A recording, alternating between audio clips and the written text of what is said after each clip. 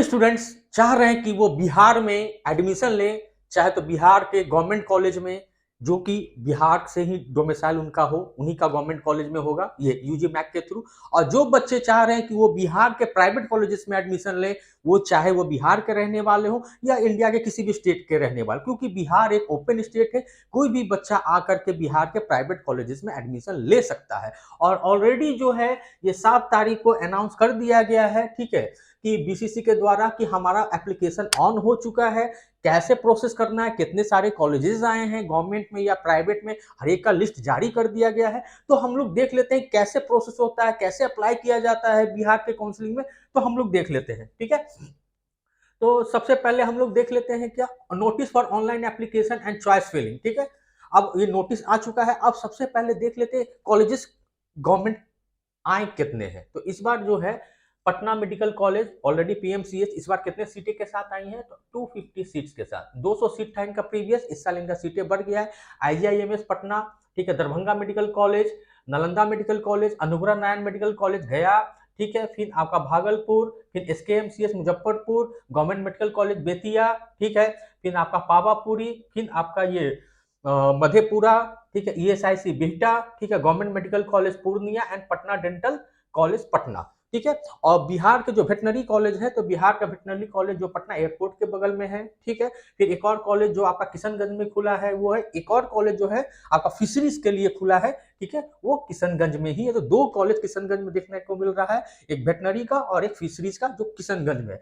आप एक चीज नोटिस कर रहे होंगे कि मैक्सिमम का ये था कि वो गवर्नमेंट में न्यू गवर्नमेंट कॉलेजेस एमबीबीएस को देखने को इस साल मिलेगा, लेकिन ऐसा हुआ नहीं। ना छपरा आया, ना समस्तीपुर आया, ठीक है, ना बेगूसराय आया। जो एज इट इज, जो इतने साल से जो पुराने गवर्नमेंट कॉलेज, जो लास्ट जो गवर्नमेंट कॉलेज ऐड हुआ था, गवर्नमेंट कॉलेज पूर्णिया ऐड हुआ था बिहार में। उसके बाद अभी तक कोई भी गवर्नमेंट कॉलेज ऐड नहीं हुआ है, ठीक है।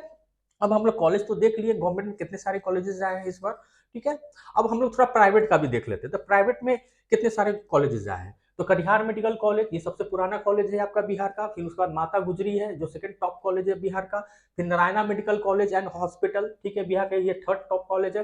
फिर लॉर्ड बुद्धा कोसी, ठीक है, Saharsa. Madhubani medical college, Netaji Subhash institute, ठीक है, hospital Bihta. Shri Narayana medical college ये आपका सहरसा में है। आरडीजेएम मेडिकल कॉलेज तुर्की मुजफ्फरपुर में है। Himalaya medical college and hospital नया कॉलेज है, पालीगंज पटना में है, ठीक है। Mahabodhi medical college and hospital Sherghati गया, ये लास्ट ईयर आया था, 2025 में ये कॉलेज आया था, ठीक है।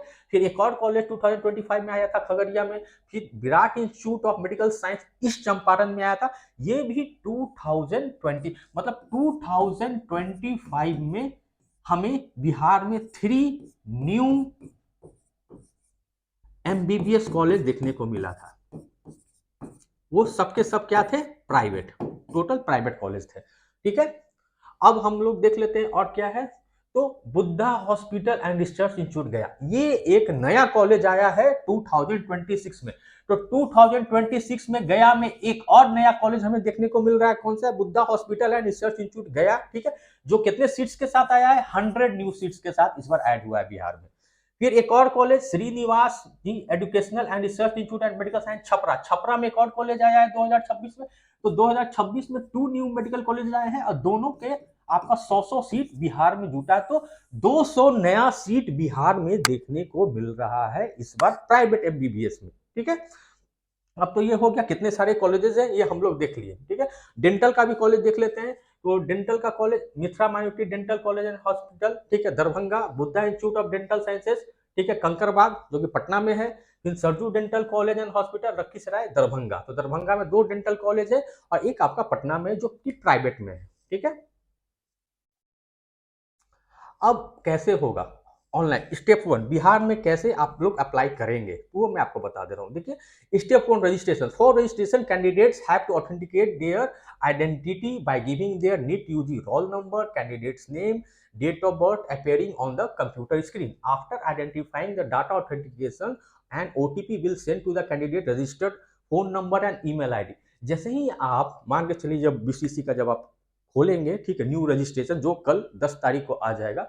उसके बाद क्या होगा, आप अपना जैसे ही रोल नंबर डालेंगे, डेट ऑफ बर्थ डालेंगे, उसके बाद जो आपका रजिस्टर्ड फोन नंबर है, जो कि आप नीट के एप्लीकेशन में जो फोन नंबर दिया गया था और जो मेल आईडी दिया गया था, उस पर ओटीपी जाएगा।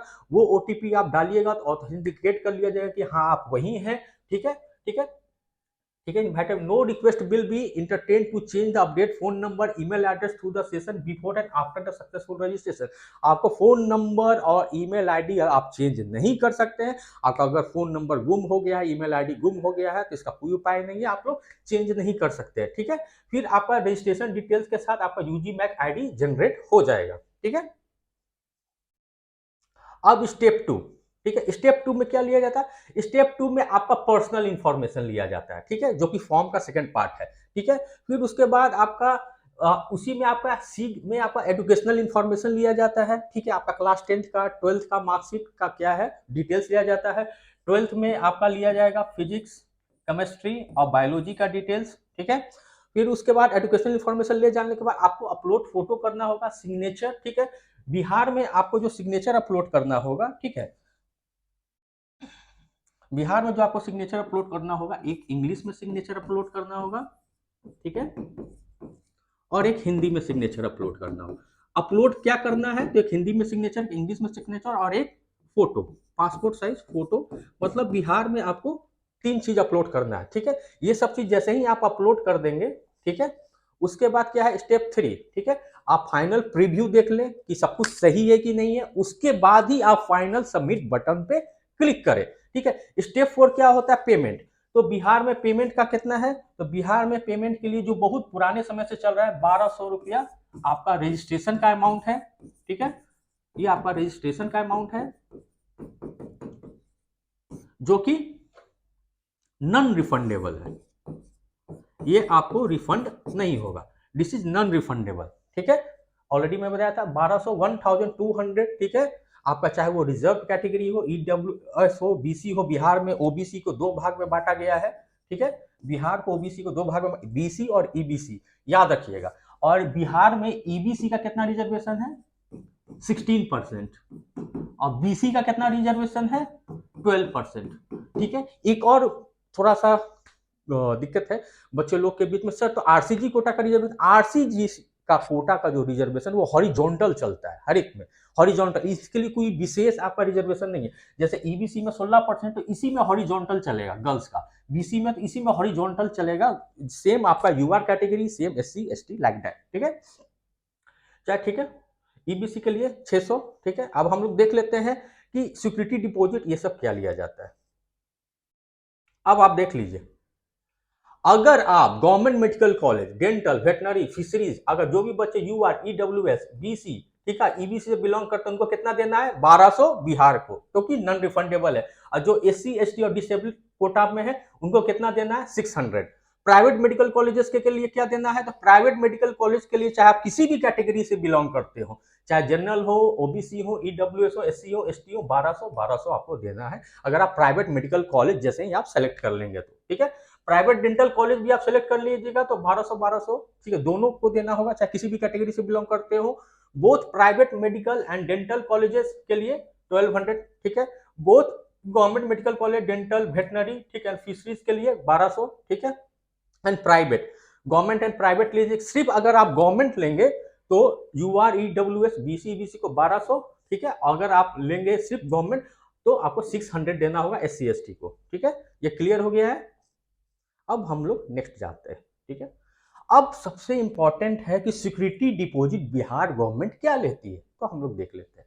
देखिए, government medical, dental, veterinary, fisheries college के लिए अगर आप यूआर कैटेगरी मतलब जनरल कैटेगरी से या ईडब्ल्यूएस कैटेगरी से हैं, तो आपका जो सिक्योरिटी अमाउंट है वो कितना देना होगा, 10,000। अगर वही बच्चे सिर्फ गवर्नमेंट के लिए अप्लाई कर रहे हैं, चाहे वो डेंटल हो, मेडिकल हो, वेटनरी हो, फिशरीज हो, तो उनको कितना देना है, एससी एसटी, बीसी और ईबीसी को 5,000 ओनली। ठीक है, अगर आप प्राइवेट के लिए अप्लाई कर दिए मेडिकल कॉलेज के लिए तो 2 लाख आपको सिक्योरिटी डिपॉजिट देना है, जो कि रिफंडेबल है।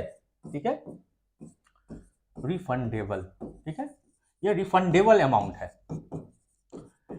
तो सर मैक्सिमम जो बच्चे पूछते हैं, सर ये 2 लाख क्या ट्यूशन फीस में एडजस्ट हो जाता है, नहीं, ये 2 लाख आपका ट्यूशन फीस में एडजस्ट नहीं होगा, ये सिक्योरिटी डिपॉजिट सरकार लेती है। जब पूरी काउंसलिंग की प्रक्रिया जब खत्म हो जाएगी, तो पूरा काउंसलिंग ओवर हो जाएगा, उसके 2 से 3 महीने के बाद ये पैसा रिफंड होता है ऑटोमेटिक। ठीक है, इसके लिए कोई आपको आवेदन या एप्लीकेशन देना नहीं है, जिस अकाउंट से कटा है उसी अकाउंट में आपका रिफंड हो जाएगा। ठीक है, तो प्राइवेट कॉलेज के लिए चाहे एससी एसटी और बीसी ईबीसी उनको भी 2 लाख देना है। अगर आप डेंटल के लिए अप्लाई कर रहे हैं तो दोनों को 50-50 हजार देना है सिक्योरिटी डिपॉजिट। ठीक है, ये अब हम लोग पता कर लिए कि बिहार में कैसे प्रोसेस होता है। ठीक है, सेम चीज है।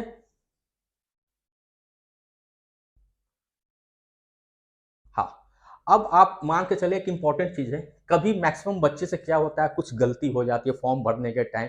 ठीक है, तो उसके लिए बिहार गवर्नमेंट एडिटिंग का विंडो खोलता है, एडिटिंग एंड करेक्शन का आपका विंडो खोलता है। ठीक है, आपको 1-2 दिन आपको समय दिया जाएगा, अगर आपको कुछ एप्लीकेशन में गलती हो गया है तो उसको आप एडिट कर सकते हैं। ठीक है, तो उसके लिए आप घबराएं नहीं। अगर आप काउंसलिंग का कोई सपोर्ट चाहते हैं, ठीक है, रिलेटेड बीसीसी या एमसीसी काउंसलिंग का रिलेटेड, ठीक है, आपको थोड़ा सा दिक्कत है या थोड़ा असहज फील करते हैं कि नहीं मुझसे नहीं हो पाएगा, कुछ गलती हो जाएगा तो दिक्कत हो जाएगा, तो दिए हुए नंबर पर आप संपर्क कर सकते हैं, या कुछ और इंक्वायरी करना चाहते हैं तो दिए हुए नंबर पर संपर्क कर सकते हैं। Thanks for watching. अगर आप कुछ भी जानकारी चाहते हैं तो हमें कॉन्टैक्ट कर सकते हैं। Feel free to contact us. Thank you.